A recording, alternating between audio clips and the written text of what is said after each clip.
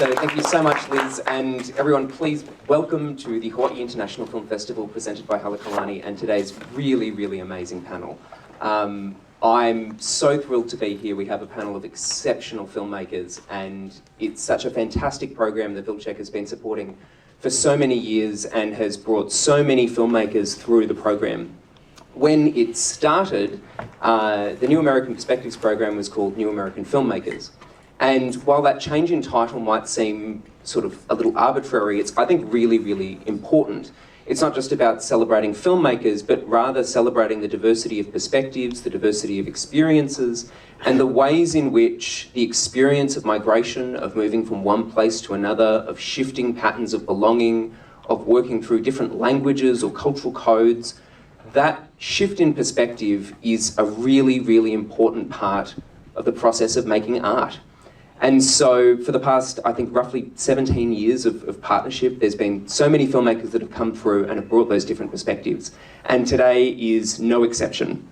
As we'll see over the next hour, there are going to be enormous diversity in the forms of creative practice, in the life experiences that produce such a diverse and exceptional panel. So I'm really excited for it. We'll have some time at the start for, I'll ask some questions, and then later on we'll have some time for audience questions as well. So if anything comes to mind, please hold on to it. If you were at the panel last night, it was a very large theatre, and Garrett, the extraordinary volunteer, was running around. By way of karma, I will be running around today. So if you could please just be in the first row as you're asking questions, or maybe like a metre in, then that will reduce the amount of cardio exercise I need to do today. But to get started and to just ask the panel, you come from a variety of creative backgrounds. How would you describe your creative practice?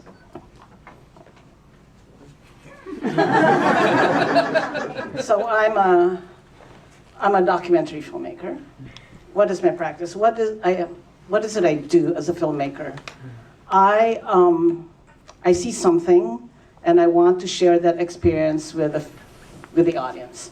So I bear witness, and I'm hoping that as I bear witness and experience something, I can also transform that to the screen. It's what I do. Oh, yeah? No. Yep. Hi, everyone. So my, I guess, filmmaking practice has a lot to do with my upbringing. I grew up in a nail salon in Western New York, and a lot of my life I am witnessing. And a lot of my work is about capturing the people witnessing. And so folks that are in spaces where they are only bearing witness and not particularly the focus, right? So a lot of my work is about turning the perspective of those who are bearing witness and bringing that to life and levity in life. Thank you. Yeah, I think like what Ramona and Van had said, the role of observing, capturing, I think moving to the States when I was 8 and not speaking English, and then having moved every year and a half, 2 years, living in the Pacific Northwest, living in the Deep South, living in the Midwest, living in the Mountain West, I always felt kind of out of place, and so I observed a lot, and as my English got better, I still was pretty quiet growing up and felt kind of like an outcast. So it wasn't until like college that I really clicked that people made films. And I didn't get along with a lot of my cohorts in film schools, so then I went into documentary films because I could do that kind of on my own and just observe. So a lot of it came from a place of like isolation and just, yeah, being kind of a silent observer. Hello, I'm a director. I started in music videos and then documentaries, and I've just made a satirical body horror that's playing here next week called Grafted. I think that what I do is I'm drawn to telling stories, and I don't know why until retrospectively. So just trying to figure out who I am in the world and what the world means to me, and yeah, it's a journey. You were the one that had to do it. No, it's laziness. Do you want to introduce yourself in case? Roger Deakins. I feel out of place here a bit, but I mean, I guess I was at this position a very long time ago, and everything that's been said here kind of rings true to me. Creative practice is about observing, I think, about taking what you see, what inspires you, and putting it into your work, whether you're directing or you're a cinematographer. I mean, I also started in stills photography and documentaries, and so, you know, I sympathize with the, you know, sentiments, really. It's, Kenji touched on this in his response, but talking about the importance of migration and movement and the complexities of how that sculpted your perspective on the world. So for the panel, how has that experience of movement, of travelling between places, of migration, how has that informed your work as filmmakers and creative practitioners? I'll just start. Personally, I don't think there should be any national borders, but here we go. Well, I live in that in-between space, you know. I divide my time between here and the Philippines. I was born and raised in the Philippines, actually, and then came here for university, and then moved back here, so it's been a lot of moving around. But I like being in that in-between space because I'm an observer in both, and that really helps my practice as a documentary filmmaker. It's also that liminal space, right? The space between the breaths that nothing happens, which is great, because that's also where you can think of what you're doing, what you're gonna do next, and it's a quiet space. But that movement, I like, as an observer, you have to be an outsider in a way, but you have to have enough access to the people on both sides in order to make your film.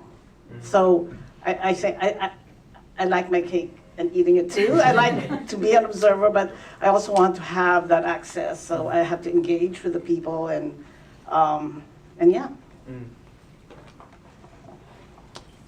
So a lot of my work is about diasporic and migrant experiences, but more so people that are displaced, right? So it's really quite important to think about displacement and how it affects one's identity. So the thing that I'm really interested in as a person that is an immigrant, that is a filmmaker, is, well, what remains when you are forced to leave? Right? What do you take with you is usually the question that I'm asking. Because borderlands, you know, whether we like them or not or agree with them or not, they are very specific as to how they ask, you know, newcomers to behave. And so I'm really interested in really taking apart that question, those demands, and really interrogating what and how these spirits remain, regardless of those demands. How movement has affected, I think I guess this is my first feature film that played here, Ashima. I think growing up moving all over Japan and the United States, especially in America, I think I saw so much within just the United States of like growing up in Kentucky, that's where I learned how to speak English, and having classmates that, you know, didn't have running water, or we often talk about like white privilege, but I was surrounded by people that came from Appalachia or coal mining countries that were very impoverished, and they didn't feel seen. And as when I grew up in Japan, I would watch like Home Alone or Hook, and I had this image of America, and then like landing in Kentucky, you're like, whoa, this is not what I imagined America to be.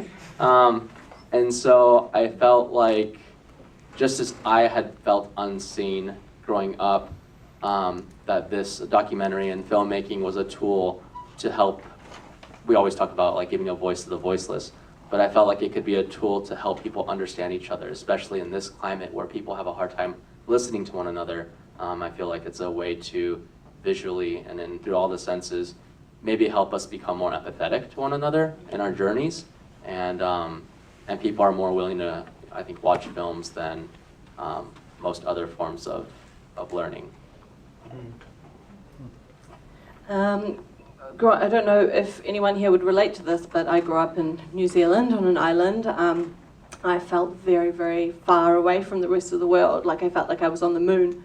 So as soon as I could leave home and start traveling, I did so. And for me, it's just been a constant, fascinating exploration of the world around me. So travel has just, been, I've always had an outsider's perspective, really. Even making a film in New Zealand had kind of lived half my life outside of it at that point. But yeah, it's interesting we're talking about this. It's making me think that a theme that seems to come up in all my work is very much the Wizard of Oz one, which is a person whose life has been written in a certain way and has been expected to live this, particular life journey out, decides to change things for better or worse and try and make their own path. And I think, really reflects that question. I think that's just... filmmaking itself is about looking at different paths and different perspectives.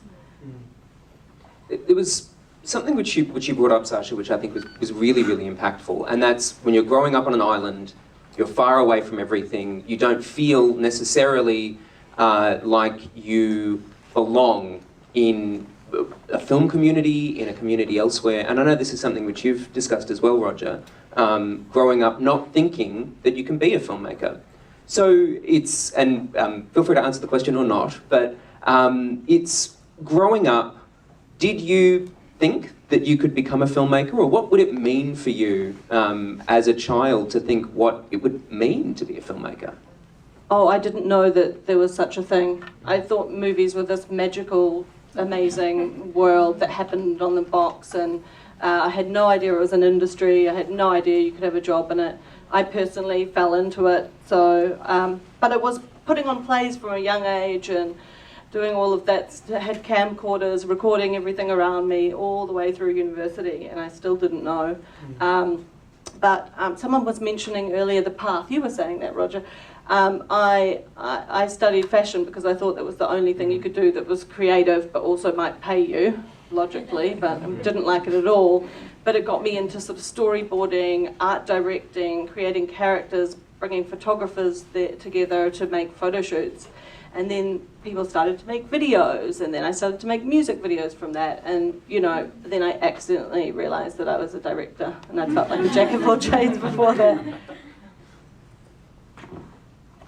Like I said, mentioned before, in college is when I really discovered. I had a cousin that kind of went through a quarter-life crisis and went to grad school for film. And he was visiting, at the time my family lived in Utah, and he was visiting for Sundance, and he was explaining what he does. And I was like, oh, people make movies. And never, like growing up, we lived in a pretty humble economic class. So at some points we didn't have TV, we never had cable. And then as I got older, if my brothers and I practiced piano for 1 hour and the clarinet for another hour every day, Monday through Friday, we got 1 hour of TV time on the weekend.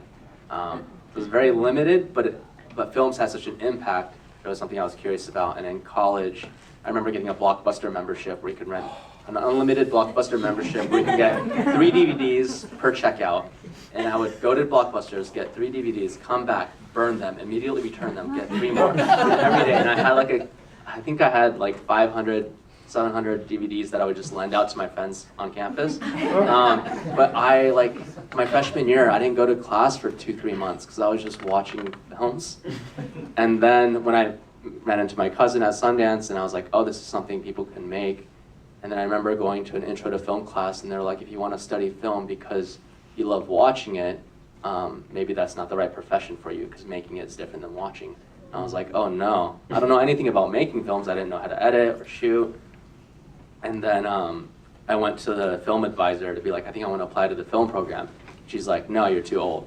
Because I was a junior in college at this point. I'd been taking random classes, ceramics, art history, snowboarding. I didn't know where I was going in life. And I grew up very I grew up LDS or Mormon. So I served a 2-year mission too. So I'd already delayed my education from serving as an LDS missionary for 2 years. She's like, you're too old, you're never gonna make it in the program. But then once I got in, I was like, I don't know. So yeah, it was something I didn't know I had access to. And then even once I started making my film, which this film took me 12 years to make, And then 6 years into it, my producer Minji came on board, and other people came on board. And even during the pandemic, when I was really like struggling to piece together the film to complete it, it still have a lot of what do you call that? Or like Describe the word you're trying to. where you don't imposter syndrome. And I remember like during the pandemic, every day I would listen to your podcast, James and Roger, and hear all the backgrounds of the story of where everyone was coming from that ended up in film, and the variety of jobs you can have in the film industry. And it really gives you a perspective that this can be a place for everyone, and we're all working for a common goal to tell stories. So I'm still trying to figure out where I'm going with all this, but yeah. Yeah, I actually just want to thank both you and James for the podcast, because it's really democratizing storytelling, right? And making it not seem like it's this impenetrable wall that like only a few are entitled to share their stories. And I think that that's really great. And, you know, it's similar. I grew up, again, you know, immigrant parents, and myself being an immigrant, we were focused on survival, you know, like storytelling and dreaming is something that people with a lot of means get to do when they're bored, and boredom is something you don't have when you're obsessed with survival. So I think it was always a secret desire that I was afraid to say out loud, because it just didn't seem like it was a realistic possibility. I went to school I was pre-med for a very long time, and I don't want to brag, but I failed miserably. And I just took, you know, I would walk into those classes and I would look around, and it just seemed like everyone had a secret code that they spoke because they had passion. And I was in a room learning organic chemistry. I don't know if anyone learns it passionately, but I definitely did not. And I just took enough art classes. I just went to enough rooms where I felt like the code was becoming more legible to me. And I took enough of it for an advisor to say, I think you should get a minor. And then I took more and I got a major. And I just, you know, it's the call of curiosity that you can't turn off in your brain is really the thing, right? That perhaps we're chasing, or the thing that perhaps brings our bodies from room to room to move through our careers and such. So yeah, I think I got into this, or rather I finally realized that this is my dream from very simply not being able to turn off the voices in my head that told me so. Trust your gut, guys. I was 13 years old in the Philippines, and I saw Day for Night, Francois Truffaut's Day for Night. And I thought, wow, what a great way to make a living. It felt like camp for like adults. But I saw that and I said, I want to do that, but I want to be Francois Truffaut. How do I do that? Or is that only for white males, right? I was, you know, just martial law in the Philippines. What did I know? But my father, who was, God bless his soul, he was, I think, frustrated artist because of whatever, family obligations, he had to do something else. And because I was sixth in line of like 7 kids, and they already had their doctors and lawyers, I could do anything. And they didn't really, they forgot sometimes. Me and my younger sister were there, but I could do that. And I told my dad, and he goes, yeah, you know, that's something you can do. And he gave me my first camera.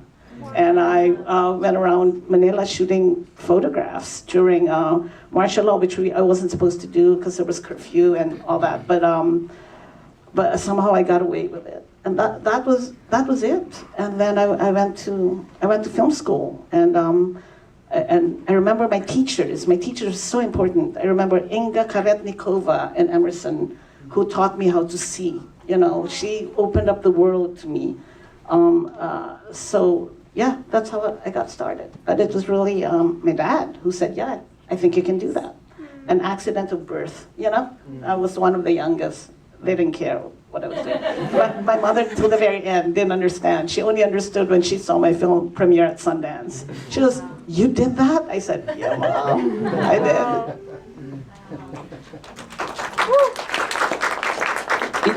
I'd like to ask a question to Van and then open it up to the rest of the panel.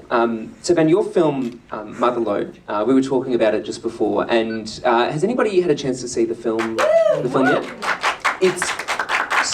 It is surprisingly hilarious and deeply, deeply endearing.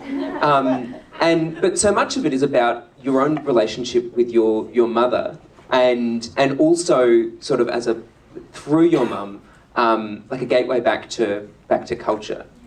And so I'm wondering, would you be able to talk a little bit more about both your relationship with your mum, but also your relationship with homeland, and how maybe your relationship with parents and your relationship with home are connected? Thank you for that question, Duncan. It's very loaded. So I decided to work with my mother in our movie, The Motherlode, and it was really by way of looking at the kind of heft or archive of Vietnam War movies, right? How there's this entire genre, seemingly, of Vietnam War movies, but there are not the comparable amount of like famous Vietnamese actors, right? So it kind of all roads point to the fact that this movie is a vehicle for something else, and not a vehicle to talk about Vietnam in any meaningful capacity. And so just through, I think maybe all of us have this relationship with our families where we want to know our family stories and we pass them over time and they give us drip by drip. And the Motherlode was kind of the confluences of all of those drips. So I just took her to Vietnam.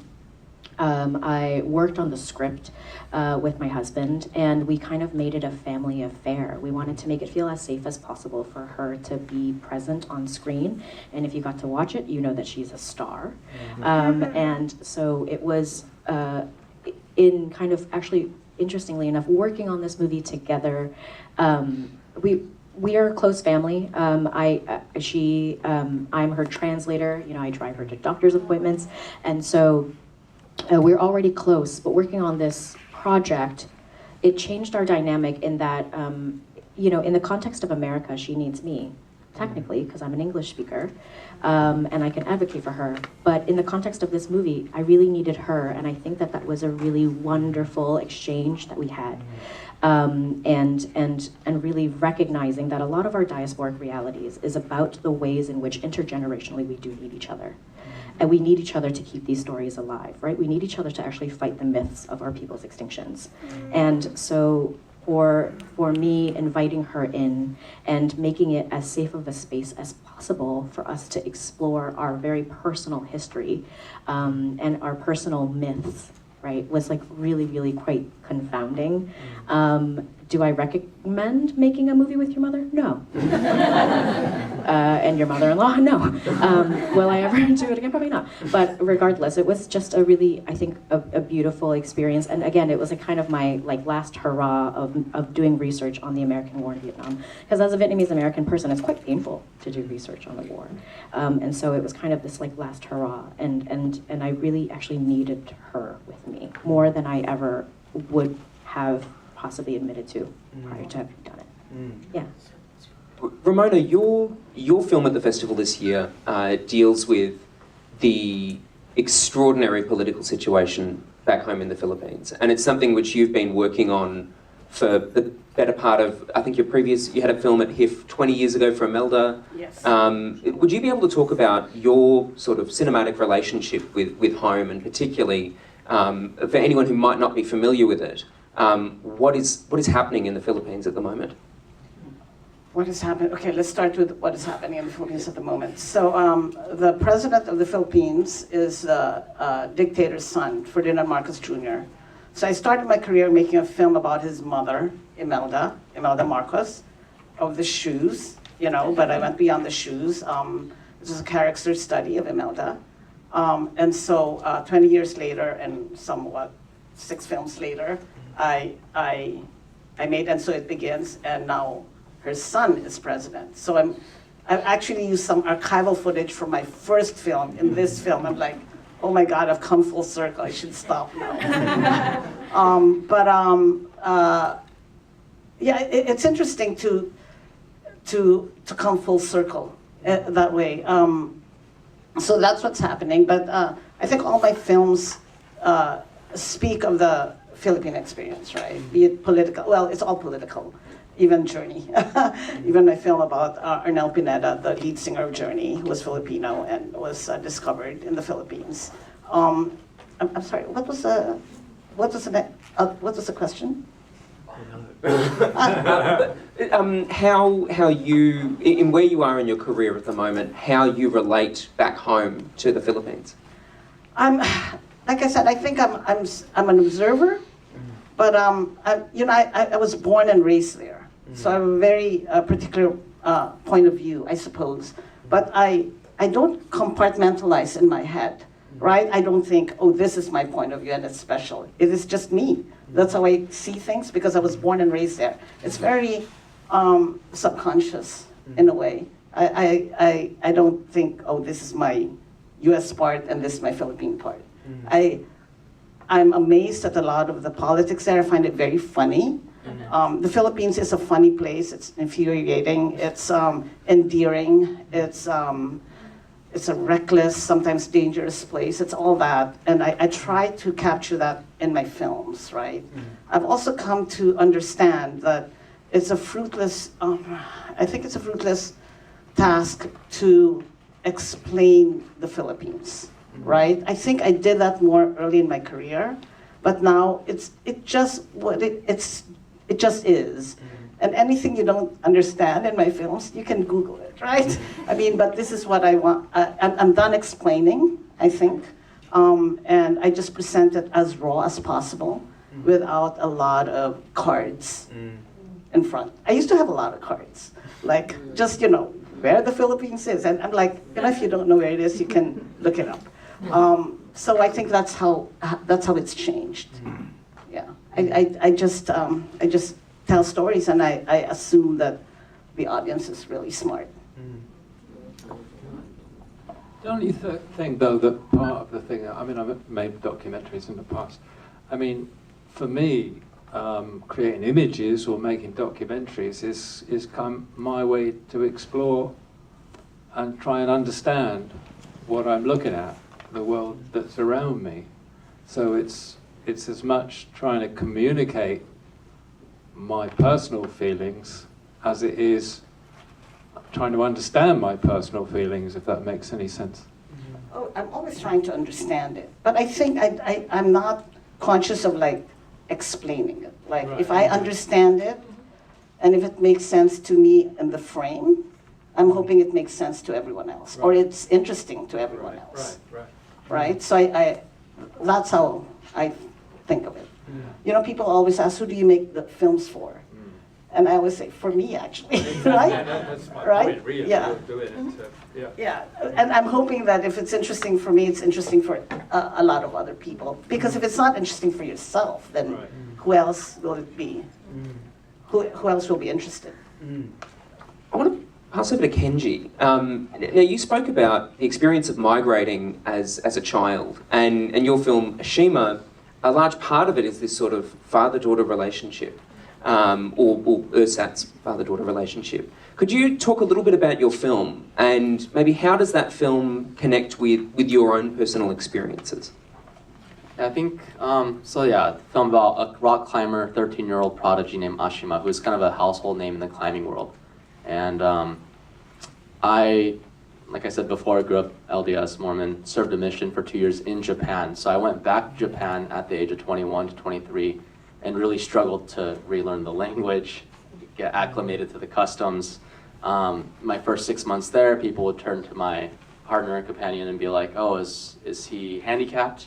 Because my Japanese wasn't great. I got lost, went to the police station, and I got yelled at because they thought I was pulling a prank. But I think the last area that I served as a missionary had one of the highest suicide rates in Japan. Japan in the early 2000s struggled with hikikomori, where kids would shut themselves in their room and wouldn't leave for decades. And that's one society where parents would just leave food at their door. They would just stay living at their parents' home. And with the combination of depression, hikikomori, and suicide, when I moved back to the States, I initially wanted to make a documentary about that. But the more I researched and studied, I realized that if I made a film about hikikomori and suicide in Japan, it would just be an opportunity for Western audiences to find, it would be like entertainment kind of, and it wouldn't really help those kids in that situation. Yeah, so I was like, okay, I went through depression and getting bullied in America, getting shoved into lockers and getting spat on. Like, what would have helped me? And I, growing up watching Hook over and over, like Dante Bosco's Rufio was a huge, someone I looked up to. He was like a lost boy, and he had the same skin tone as me. He kind of looked like me, and I was like, oh, I want to tell a story about someone in that age group that could be a role model or give permission to these kids in Japan to be themselves. And so I looked at a few different possibilities and potentials and met with agents or met with parents.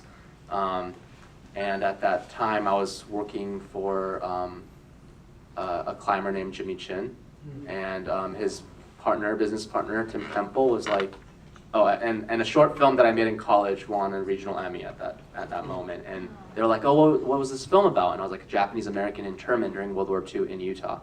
It was for a local PBS station. And they were like, oh, if you want to tell more Japanese-American stories. And I was like, I don't know. But they're like, there's this young rock climber that we shot a North Face commercial with recently.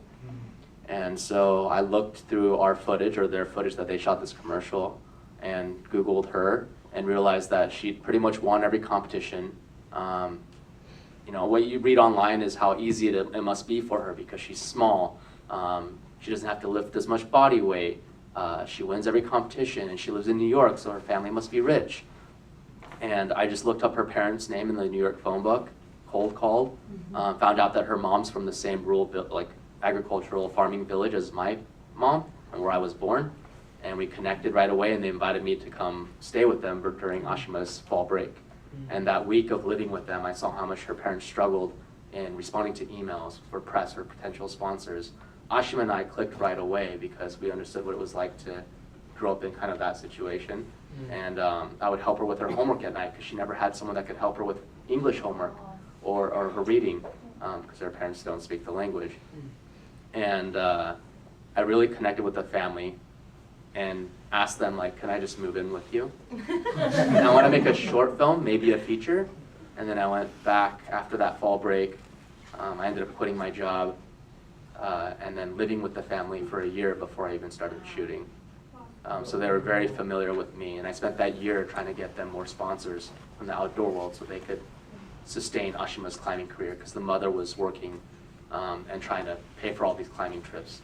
And then I was trying to use those sponsors to pay for the film, but they weren't interested in sponsoring a film about a female climber, because female bodies change when they hit puberty and it changes. They have a hard time dealing with the center of gravity shifting, and so they often leave the sport and come back in college or after they've fully grown.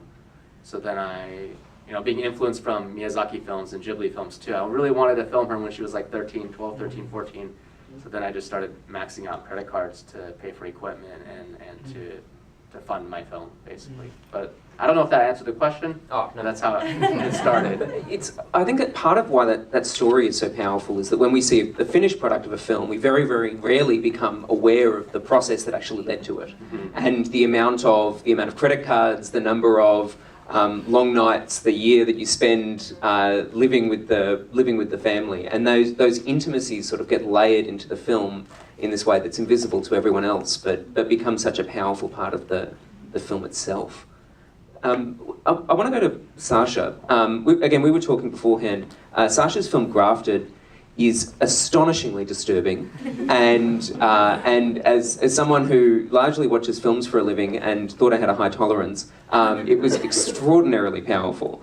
But one of the things that makes Grafted, I think, quite exceptional in the context of your work is that it's a return home to Aotearoa, New Zealand, having produced films in other contexts for so long. So, Sasha, would you be able to talk briefly about your filmmaking career, which was almost a diasporic adventure in itself, and then what it was like returning home in the context of Grafted? Yeah, it was. I had a fantasy that I would come back after, I was was 18 when I left New Zealand, so I had this fantasy that I'd come back to do my first feature and fall back in love with Aotearoa and stay. But that's not exactly what happened. I made a horror film instead. I've ended up working all around the world. I made a couple of documentaries, one in Ghana on one of the biggest electronic waste dumps in the world, and another in Tamil Nadu in South India about a little girl who lives in a fishing village who skateboards actually, and the impact that that's had on this very patriarchal community.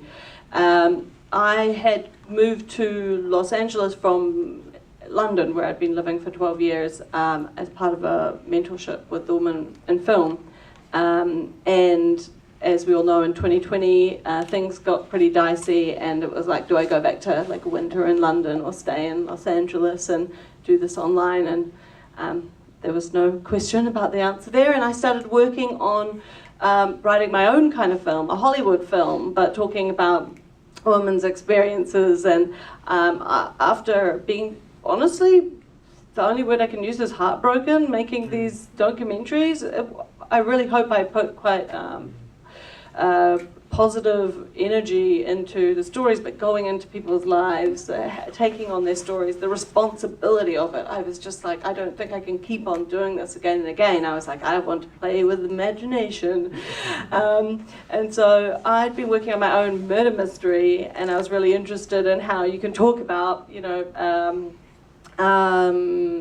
societal, situations, but in an entertaining way, take the viewer on a journey, reach people that wouldn't necessarily show up for a documentary. I'd been about a year and a half, 2 years into that when I got the script drafted from New Zealand, written by two Asian New Zealand women, Mia Maramara and Huiling Ao. And I read it in one sitting, and it had all the themes that I'd been writing about for the past 2 years. I felt like I'd weirdly manifested it. And so the idea of going back to New Zealand, to my home country, I'm first generation on my mum's side and second on my dad's, so I'm pretty fresh there. So I thought going back as an adult and making my first feature would be a really amazing experience. And then specifically, Grafted it's about an immigrant Chinese girl who immigrates to New Zealand to make to do a scientific scholarship. So there's many layers of the female experience, but also the immigrant experience in there, and then of course we had, just a mixture of different cultures and very female-led. So the whole thing was, I don't know if I'm answering your question correctly, but it was a whirlwind. It was a wonderful whirlwind of returning home, and And by the way, it's a really wonderful film. So please don't get scared off by my description of it. I think it should be pretty hilarious too. Oh, yeah. It's definitely sprinkled with a lot of satire. Now, I'm going to open up for questions in just a moment, but the question which I want to ask the panel to sort of finish up is making movies is extremely difficult. It's really hard. And when you do it and you invest so much of yourself into it, and there's so much that you want to achieve, and then you don't quite get there, and then something goes wrong, and that's just the process of filmmaking. But I suppose it's thinking about your own work and how you work. Why do you make films? Oh, should I start because I have the mic? You're holding the mic, so you've got to start. All right. Well, during COVID, I did wonder what else could I do, and I started studying horticulture on the side because I thought, well, it's good to have options. But when it's not quite the same. I'm not getting the same, like you talked about, I'm not getting the same feeling. I'm loving learning about plants and whatnot, but humans intrigue me and stories intrigue me, and I don't know if there's anything quite the same as visual representation of storytelling through film. But it is so hard. Like, you have to be in love with the story you're telling. You're talking about years of work as a director and maxing out credit cards and all of these things. So I kind of think that you can't help it. And I think that you said that, Van, you can't actually help it. If you're going to, take 3 years to make one piece when you could paint a painting or, write a book or something, then I think that there's no choice, it's destiny.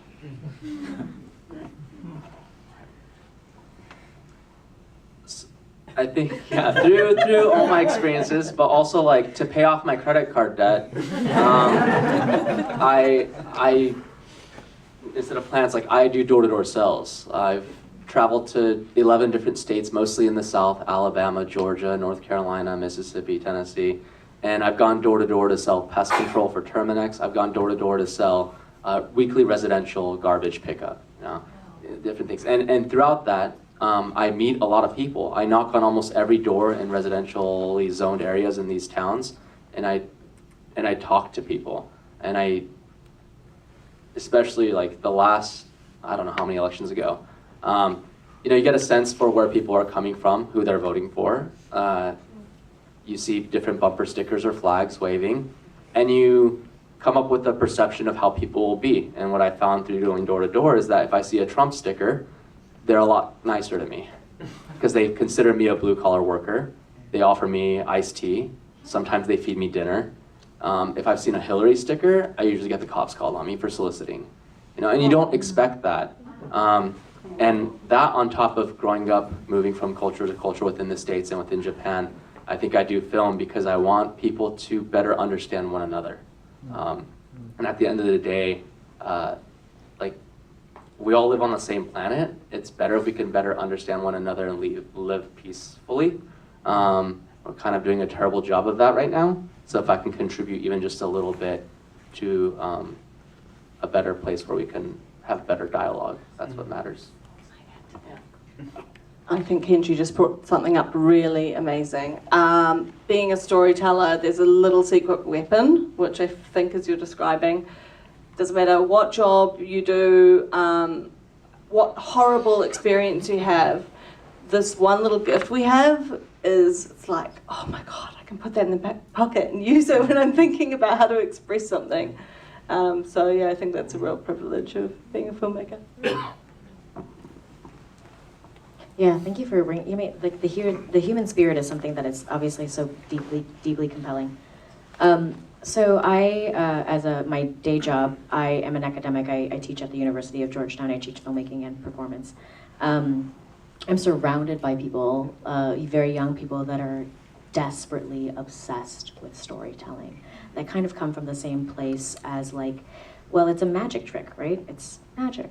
There's like a mirage, and it's a thing that just appears. But really, my job and why I like it, making movies, is that it is the confluences of a bunch of people that really are invested in saying the same thing that you are. So you get to go and scream into a void of a very specific story with a bunch of people that you are obsessed with.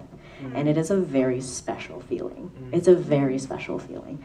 And so once you get that, it's like a drug. You keep on doing it. And filmmaking is the gateway drug to more filmmaking. And so I think, yes, you say that it's incredibly hard. Yeah, it's incredibly hard. It's very time consuming. It's very expensive. It's very all of the above, very taxing. But, the really beautiful thing is, again, we get to choose the people that we like to work with, and we all get to say the same thing at the same time and hear it from others, right? And hear it echo back to us, too. So it's a really, really wonderful, wonderful thing that we all get to be a part of. A few reasons. At this point, I'm not really qualified to do anything else, so. Also, it's also like birthing, you forget how hard it is, so you do it again, you forget. And then you see the film, you're like, oh, that was wonderful. You forget how hard it was, so you do it again. And I think, my entire career has been really a yearning to understand the Philippines, the motherland, right? And the more I make films, the more unknowable it is for me. So I keep making them. But best of all, I love the process of filmmaking. I love being out there with like a small crew and being on the same page. And it's a crazy way to make a living because I film life unfolding before the lens. So you don't know where it's going to take you. And sometimes there are many roads. Should I turn left? Should I turn right? You decide to turn left. And then, of course, the action is on the right side. And you forget that right away, right? You forget because then you have to move on. Life is still moving forward. And I just really love the process of shooting and collaborating with people. And I have very close relationships with my DP and my editor, and I just love those conversations. I can do that forever. And that's why.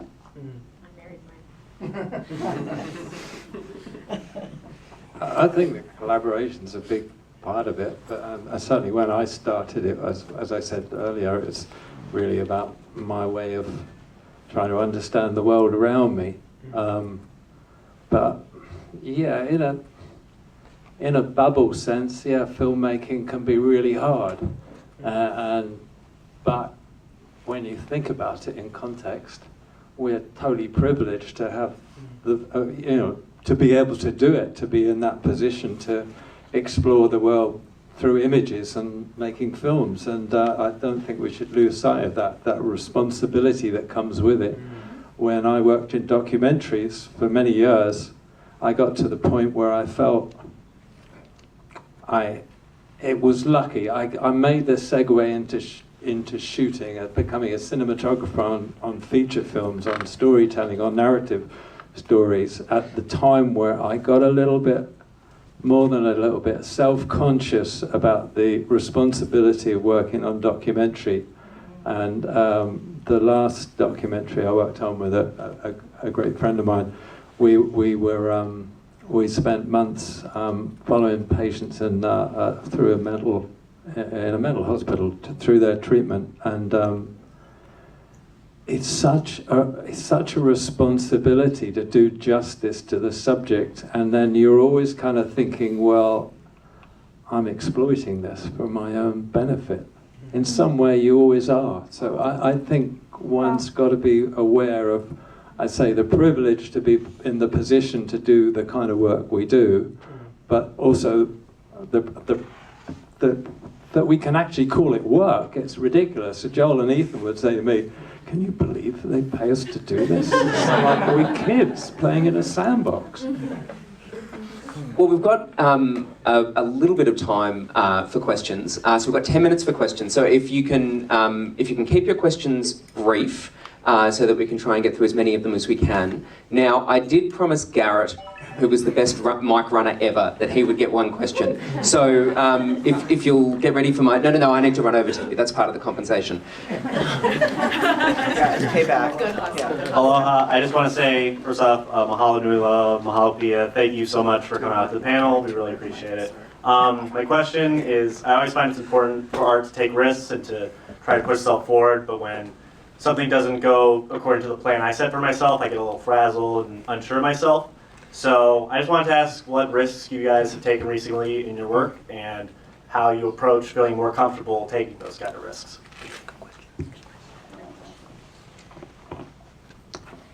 The last risk I took in the movie is just making the movie.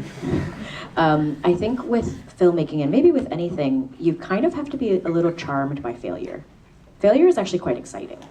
And it is like a kind of like, and failure is just judgment, right? It's like, I think if you kind of live with it and again are just delighted and charmed by it and maybe find absurdity in it, there is a new perspective, right? Like, and I think it's quite important to welcome it so that you allow yourself, right, to not be so rigid with the process, because you don't want the process to deal with you. So I think, again, just like a little delight in failure might really be a thing on how to handle risk when it comes, right? And how to handle risk when you make those choices. Risky. Yeah. Oh my gosh, risk. I guess with my last film, And So It Begins, And So It Begins is a companion film to my previous film, 1,000 Cuts, which I wanted to be really different. So people talk about it like it's a film about a campaign, but it's really not. And I think we're talking about it the wrong way then. So because it was really, to me, just really an exploration of how elections are done in the Philippines, but it meanders. It's a meandering film. It's just going down the river, and I stop whenever I feel like something has to be explored. And to me, that was sort of a risk, because that's not basically what I told my funders I was going to do. So, you know, there's always a risk in that. So, yeah, so that was the risk. But yeah, failure is really a part of it, right? But that is the path. The obstacles are the path. It's very right. And then you just know, so it doesn't, you don't get frazzled, right? You know it's not going to go the way you had planned. It's so interesting when you said earlier that pre-production is the time of magic, because you can really, really aspire to whatever film you want to do, and then reality hits you, especially in documentary filmmaking, right? Where you're dealing with real people who sometimes don't want to be there. And you really have to get them on your side. And to me, I spend a lot of time with the people I film, even before I film them. So I spend like months, and then I bring the camera in, because I don't think it's right to just bring them. So I spend a lot of time with them. But yeah, it is a path, and you just have to go through the path, and something else will come up, a solution will come up. Can I quickly add to that? Very quickly. Oh, yes. I think tempering, right, your expectations. I was listening to you talk to Alfonso Cuarón, and he was saying, like, in his first movie, all he wanted was a good shot. And then his second movie, all he wanted was a good scene. And so, yeah, I think tempering your expectations, right, allows you to kind of deal with risk and risk management, right, in a more, like, effective quality. And I've already talked about financial risks. I think another risk was of how my presence in Ashima's life was going to affect her, especially living with them for so long. Then after I'm done shooting, I'm gone. So I felt a lot of guilt of how my presence affected her and her relationship with her dad. You know, oftentimes in my film, when the dad's yelling at Ashima, it's because she kept turning back looking at me or wanted to hide from the camera, and he felt that she was distracted from her climbing because she was embarrassed for her failures to be captured. And then I was terrified opening night at our premiere in New York of how the parents and Ashima would feel about the film. So just my impact on their life, I guess, of having them participate in the film.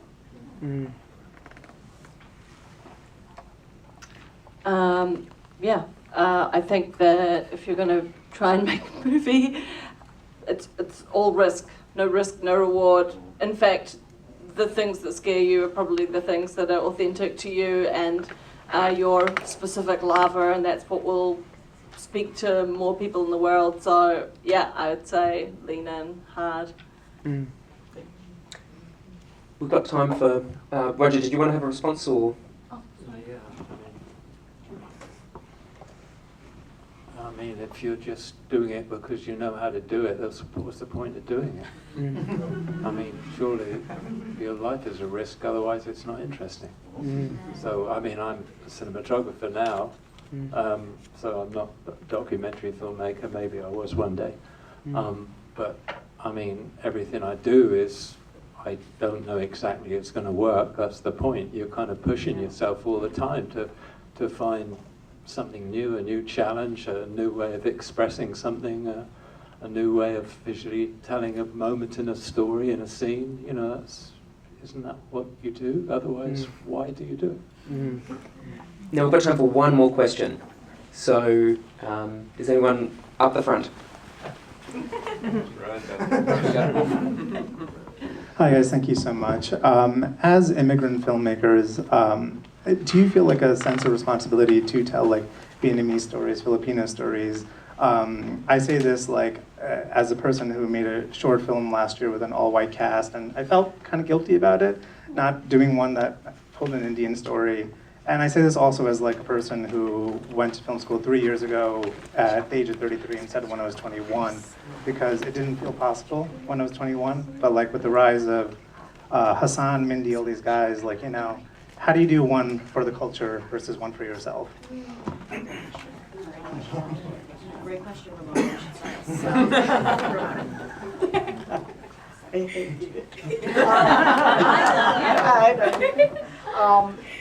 That's a great question. I think you should do whatever story you feel drawn to, right? I'm drawn to Filipino stories. It's what I know, and it's still what I'm trying to explore in my head. But I always get this from some like advisor or someone consulting in the film. They say, you better get it right. And I'm like, what does that even mean? And so it's like the burden of representation, right? I'm like, I always feel like this is only one film out of many that can be made of this particular thing. But I do realize that I am,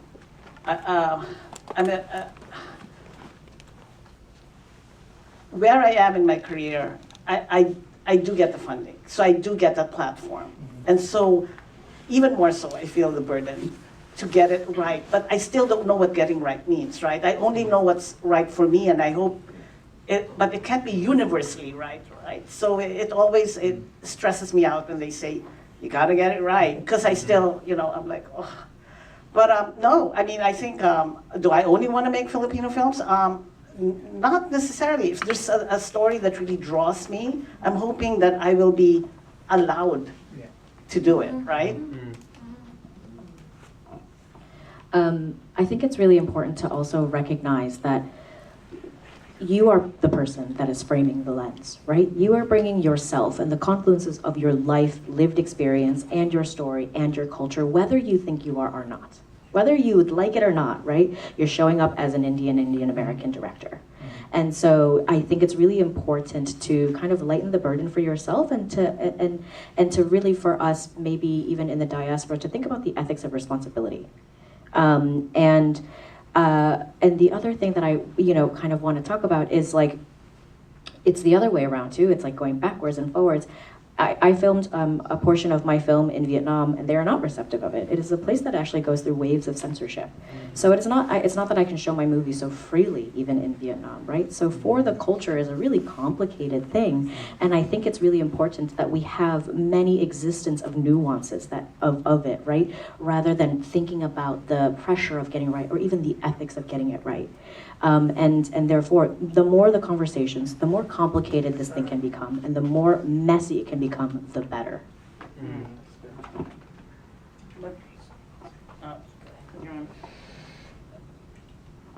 But I do understand when they say you got to get it right, because sometimes not everyone gets the opportunity to do it, right? Yes. So I do understand where they're coming from, and I take it seriously, but I still don't know what it means. But I do hear them. I do hear them.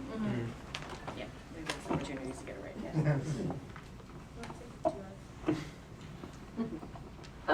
I think that I'm really glad these conversations are happening. They're very new conversations, and certainly they're they've been important for me, because I've told stories in India and Ghana, and my latest film was in Aotearoa, but it was about a Chinese immigrant. But the minute that we start censoring storytelling, I think the world is doomed. I think the ability to imagine what it's like to be someone else, to find the commonalities, of which we have way more commonalities all around the world than we do differences. I think that is the role of the artist, and I think that if you are drawn to something, go for it and go hard. I'm just going to say I agree with what they've said. I'd just like to say for me, some of the best movies, the most interesting takes on American life have been made by people like Nguyen. An outside look on a culture is just as valid as an insider looking at their own culture. I think we shouldn't be too, Yes, having said that though, we also have to recognize it's not an even playing field, right? That not everyone gets to make the films. And, so I agree with what, you know, things that have been said, but we also have to recognize that it's not an even playing field. Not everyone gets to make the films. And so if it is for example, you know, do I want to watch a Japanese film by a Japanese filmmaker, given that it's not an even playing field? Yes, I do. But so in a perfect world, right, everyone gets to tell the story they want to make in an even playing field, I think. So we've very unfortunately run out of time, but just a few quick things before we finish up. This has been a really, really wonderful panel.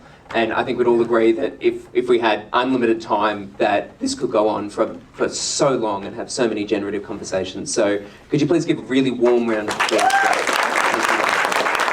Now, you should all have New American Perspectives Programs pamphlets, so take a look through, check out what else is screening as part of the festival here. All of the New American Perspectives panelists have profiles on the Vilcek website, so please check that out if you're interested in learning more about these exceptional filmmakers. Now, do ask, we've got to get them out of the theatre to the next engagement, so if you could stay seated until we've got the filmmakers out of the theatre, then that would be fantastic. But in the meantime, please give a final and emphatic round of applause for our New American Perspectives program.